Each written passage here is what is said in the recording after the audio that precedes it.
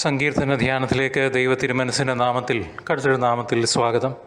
സർവശക്തനും നിത്യനുമായ ദൈവമേ, ആകാശത്തെയും ഭൂമിയും സൃഷ്ടിച്ച ഞങ്ങളുടെ ദൈവമേ, അങ്ങയുടെ സംഗീതത്തിലും ശക്തിയിലും ഞങ്ങൾ ആശ്രയിക്കുന്നു, വിശ്വസിക്കുന്നു. ഭയവും അരക്ഷിതാവസ്ഥയും നിറഞ്ഞ ഈ ലോകത്ത് അങ്ങ് ഞങ്ങളുടെ കൂടെയുണ്ട് എന്ന ഉറപ്പോടെ ഞങ്ങൾ അങ്ങയുടെ സന്നിധിയിൽ അണയുന്നു പിതാവേ.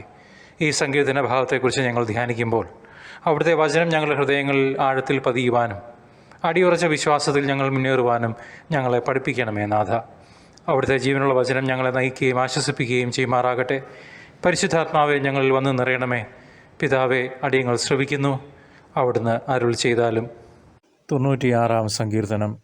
കർത്താവ് രാജാവും വിധികർത്താവും. കർത്താവിന് ഒരു പുതിയ കീർത്തനം ആലപിക്കുവീൻ. ഭൂമി മുഴുവൻ കർത്താവിനെ പാടി സ്തുതിക്കട്ടെ. കർത്താവിനെ പാടി പുകഴ്ത്തുവീൻ. അവിടുത്തെ നാമത്തെ വാഴ്ത്തുവീൻ. അവിടുത്തെ രക്ഷയെ പ്രതിദിനം പ്രകീർത്തിക്കുവീൻ. ജനതകളുടെ ഇടയിൽ അവിടുത്തെ മഹത്വം പ്രഘോഷിക്കുവീൻ. ജനപദങ്ങളുടെ ഇടയിൽ അവിടുത്തെ അത്ഭുത പ്രവൃത്തികൾ വർണ്ണിക്കുവീൻ.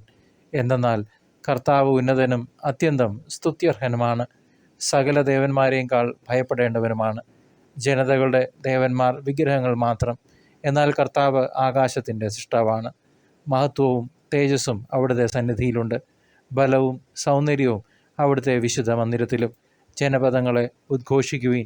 മഹത്വവും ശക്തിയും കർത്താവിൻ്റേതെന്ന് ഉദ്ഘോഷിക്കുവീൻ. കർത്താവിൻ്റെ നാമത്തിന് ചേർന്ന വിധം അവിടുത്തെ മഹത്വപ്പെടുത്തുവീൻ.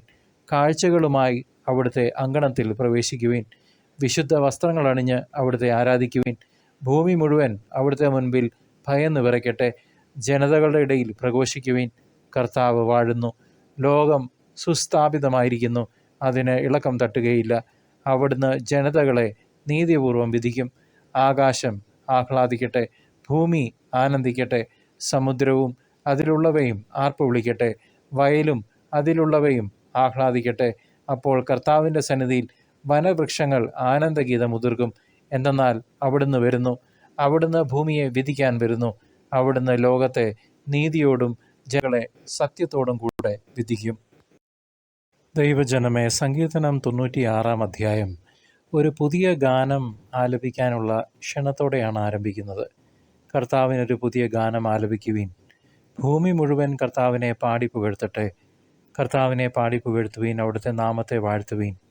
ഇത് ഇസ്രായേൽ ജനതയ്ക്ക് മാത്രമുള്ള ഒരു ആഹ്വാനമല്ല, മറിച്ച് എല്ലാ ജനതകൾക്കും വേണ്ടിയുള്ളതാണ്. ദൈവത്തിൻ്റെ രക്ഷയും മഹത്വവും ലോകം മുഴുവൻ പ്രഘോഷിക്കാനുള്ള ആഹ്വാനം ഈ സങ്കീർത്തനത്തിൽ വ്യക്തമാക്കുന്നുണ്ട്. ഈ സങ്കീർത്തനം 1 ദിനവൃത്താന്തം 16-ൽ ദാവീദ് രാജാവ് വാഗ്ദാന പേടകം ജെറുസലേമിലേക്ക് കൊണ്ടുവന്നപ്പോൾ ആലപിച്ച ഗീതത്തിൻ്റെ ഭാഗമാണ്. ഇത് ദൈവത്തിൻ്റെ രാജത്വത്തെയും ശക്തിയെയും മഹത്വത്തെയും പ്രഘോഷിക്കുന്നു. ജാതികളുടെ വിഗ്രഹങ്ങളല്ല, മറിച്ച് ആകാശത്തെയും ഭൂമിയെയും സൃഷ്ടിച്ച കർത്താവാണ് യഥാർത്ഥ ദൈവം എന്ന സത്യം ഇത് വ്യക്തമാക്കുന്നു. എല്ലാ ജനതകളും ദൈവത്തിന് മുമ്പിൽ വണങ്ങേണ്ടതും അവിടുത്തെ മഹത്വത്തെ ഏറ്റുപറയേണ്ടതും അനിവാര്യമാണെന്ന് സങ്കീർത്തകൻ പറയുന്നു. സഹോദരങ്ങളെ, ഈ സങ്കീർത്തനത്തിലെ പുതിയ ഗാനം എന്നത് ദൈവത്തിൻ്റെ പുതിയ പ്രവർത്തനങ്ങളെയും പുതിയ ഉടമ്പടിയെയും സൂചിപ്പിക്കുന്നു. പഴയ നിയമത്തിലെ ഇസ്രായേലിൻ്റെ രക്ഷയെ മാത്രമല്ല, മറിച്ച് ലോകം മുഴുവനുമുള്ള ജനതകൾക്കായി വാഗ്ദാനം ചെയ്യപ്പെട്ട പുതിയ രക്ഷയെ ഇത് ഓർമ്മിപ്പിക്കുന്നു. യഥാർത്ഥ ആരാധന വെറും വാക്കുകളിൽ ഒതുങ്ങാതെ നമ്മുടെ ജീവിതം കൊണ്ട് അർപ്പിക്കേണ്ട ഒരു ഓഫറിംഗ് ആണ്.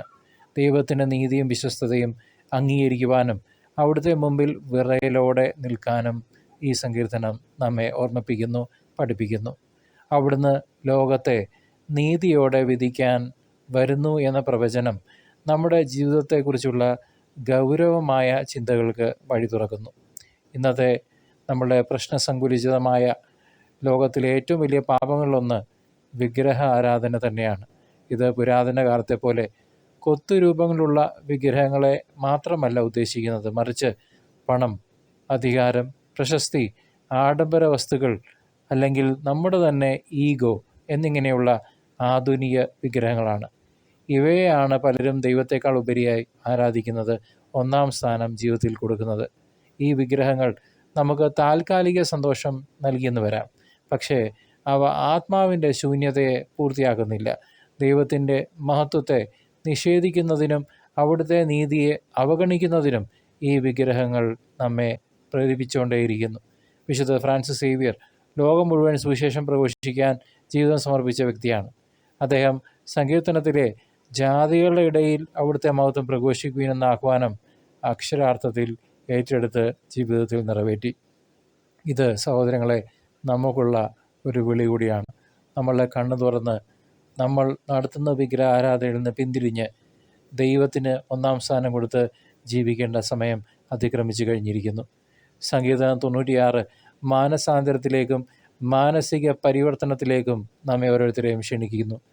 അവിടുത്തെ തിരുമുറ്റങ്ങളിൽ കാഴ്ചകളുമായി പ്രവേശിക്കുവിൻ എന്ന ഈ സങ്കീർത്തന ഭാഗത്തെ ആഹ്വാനം വെറും ആരാധനയല്ല, മറിച്ച് നമ്മുടെ ജീവിതത്തെ ദൈവത്തിന് സമർപ്പിക്കുവാനുള്ള, നമ്മുടെ ജീവിതത്തെ പൂർണ്ണമായി സറണ്ടർ ചെയ്ത് വിത്ത് ഒബീഡിയൻസ് സമർപ്പിക്കുവാനുള്ള ആഹ്വാനമാണ്. നമ്മുടെ പാപങ്ങളെ ഉപേക്ഷിച്ച് പുതിയൊരു ജീവിതം നയിക്കാൻ ഈ സങ്കീർത്തനം നമ്മെ പ്രചോദിപ്പിക്കട്ടെ. നമ്മുടെ ഹൃദയത്തിൽ ദൈവത്തിന് ഉണ്ടാകേണ്ട സ്ഥാനം തിരിച്ചു നൽകി അവിടുത്തെ നീതിയെയും വിശ്വസ്തതയെയും പ്രഘോഷിക്കുന്നവരാകാൻ ഈ സങ്കീർത്തന ഭാഗം നമ്മെ ഓരോരുത്തരെയും പഠിപ്പിക്കുന്നു. കർത്താവിൻ്റെ ജനനം, മരണമുത്ഥാനം എന്നിവയിലൂടെ സങ്കീർത്തനം 96 പൂർത്തീകരണം നമുക്ക് വായിച്ചെടുക്കുവാനായിട്ട് സാധിക്കും. യേശുവാണ് പുതിയ ഗാനം. കാരണം അവിടുന്നാണ് മനുഷ്യരാശിയെ പാപത്തിൽ നിന്ന് വീണ്ടെടുത്തത്. അവിടുത്തെ കുരിശിലെ മരണം ലോകത്തിന് മുഴുവനും രക്ഷ നൽകി. അവിടുത്തെ സ്നേഹത്തെക്കുറിച്ചും കരുണയെക്കുറിച്ചും ലോകം മുഴുവൻ പ്രഘോഷിക്കാൻ അവിടുന്ന് നമ്മെ ഓരോരുത്തരെയും വിളിച്ചു. എല്ലാ ജനതകളെയും തൻ്റെ ശിഷ്യരാക്കി അവരെ ജ്ഞാനസ്നാനം ചെയ്ത് പഠിപ്പിക്കാൻ ഈശോ സ്ലീഹന്മാരെ അയച്ചു. അവിടുന്നാണ് നീതിയോടെ ലോകത്തെ വിധിക്കാൻ വീണ്ടും വരുന്ന നമ്മുടെ രാജാവ്. ഒരേ ഒരു രാജാവ്, ഒരേ ഒരു ദൈവം. വിശുദ്ധ അഗസ്റ്റിൻ ഈ സങ്കീർത്തന ഭാഗത്തെക്കുറിച്ച് പറയുന്നു, പുതിയ മനുഷ്യനാണ് പുതിയ ഗാനം പാടുന്നത്. പുതിയ ഗാനം പാടാൻ പഠിക്കുക. ഒരു പുതിയ ഉടമ്പടിയിലാണ് നാം ജീവിക്കുന്നത്. അതിനാൽ സഹോദരങ്ങളെ, പുതിയ ഗാനം നാം ആലപിക്കണം. ഇത് ക്രിസ്തുവിലുള്ള പുതിയ ജീവിതത്തെയാണ് സൂചിപ്പിക്കുന്നത്. പ്രിയ സഹോദരി സഹോദരന്മാരെ, സങ്കീർത്തനം 96 അധ്യായം നമ്മെ വിളിക്കുന്നത് ഒരു പുതിയ ജീവിതത്തിലേക്കാണ്. പാപങ്ങളുടെ വിഗ്രഹാരാധന ഉപേക്ഷിച്ച് യഥാർത്ഥ ദൈവമായ കർത്താവിനെ ആരാധിക്കാനുള്ള ജീവിതം ഇന്ന് തുടങ്ങാം. നമ്മുടെ ജീവിതം ഒരു പുതിയ ഗാനമായി മാറണം. ഈ നിമിഷം തന്നെ യേശുവിൻ്റെ സ്നേഹത്തെയും കരുണയെയും ലോകം മുഴുവൻ പ്രഘോഷിക്കുന്നവരാകാൻ നമുക്ക് ഓരോരുത്തർക്കും പരിശ്രമിക്കാം. അപ്പോൾ അവിടുന്ന് നീതിയോടെ വിധിക്കാൻ വരുമ്പോൾ അവിടുത്തെ മുമ്പിൽ സന്തോഷത്തോടെ നിൽക്കാൻ നമുക്ക് ഓരോരുത്തർക്കും സാധിക്കും. കാരുണ്യവാനും സ്നേഹവാനുമായ ദൈവമേ, ഞങ്ങളുടെ കർത്താവായ യേശുക്രിസ്തുവിൻ്റെ അനുശാസനങ്ങളിലൂടെയും അങ്ങ് ഞങ്ങൾക്ക് നൽകിയ ആശ്വാസത്തിനും ശക്തിക്കും ഞങ്ങൾ നന്ദി പറയുന്നു. വെറുതെ ഇരുന്നാൽ മതി, അങ്ങ് ഞങ്ങൾക്ക് വേണ്ടി യുദ്ധം ചെയ്യും എന്ന അവിടുത്തെ ഉറപ്പ് ഞങ്ങളുടെ ഹൃദയങ്ങളിൽ നിറയട്ടെ. കൊച്ചു കുഞ്ഞുങ്ങളെപ്പോലെ ഹൃദയശുദ്ധിയോടെ അങ്ങയെ അന്വേഷിക്കാനും അങ്ങയുടെ കൽപ്പനകൾ പാലിക്കുവാനും ഞങ്ങളെ സഹായിക്കണമേ.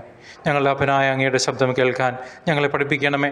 ഞങ്ങളുടെ കർത്താവായ യേശുക്രിസ്തുവിൻ്റെ രണ്ടാം വരവിനായി കൊതിയോടെ ഞങ്ങൾ കാത്തിരിക്കുമ്പോൾ കുലുങ്ങാത്ത വിശ്വാസത്തോടെ ജീവിക്കുവാനും അങ്ങയുടെ സ്നേഹത്തിന് സാക്ഷികളാകുവാനും ഞങ്ങൾക്ക് കൃപ നൽകണമേ ദൈവമേ.